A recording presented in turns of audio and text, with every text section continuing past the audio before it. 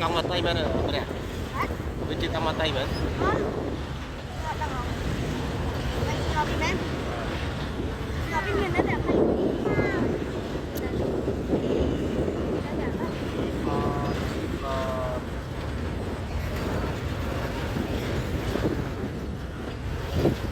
Phi thì ăn bảy phi rồi.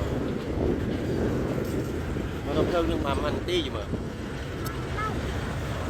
Rồi về chiều thì bỏ hết chứ.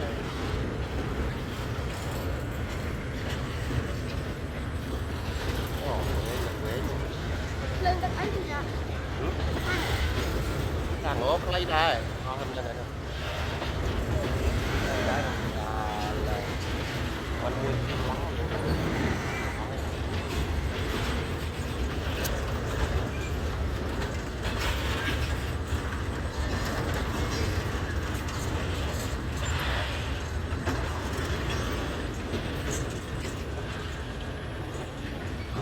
Đi bắt heo.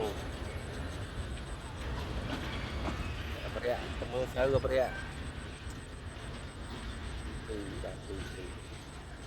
Từ bát, một lần từ bát. Mà Lisa mà, một lần tao mà Lisa vậy.